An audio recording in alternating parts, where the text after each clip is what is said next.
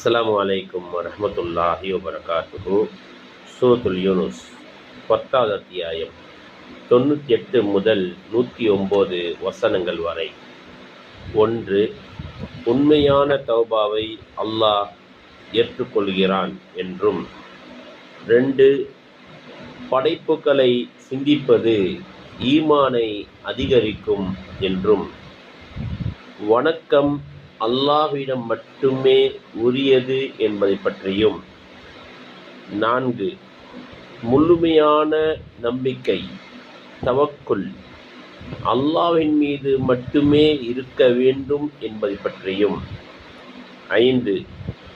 பொறுமையுடன் அல்லாஹ்வின் தீர்ப்பை எதிர்பார்க்க வேண்டும் என்பதை பற்றியும். 6.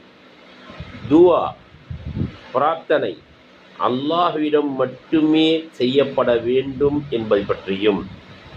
7.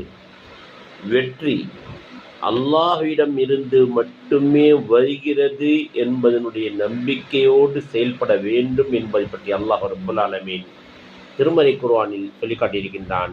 இதை நாம் அறிந்து செயல்படக்கூடிய மக்களாக அல்லாஹ் நம் எல்லோரையும் ஆக்கி அருள்புரிவானாக. அஸ்ஸலாமு அலைக்கும் வரஹ்மத்துல்லாஹி.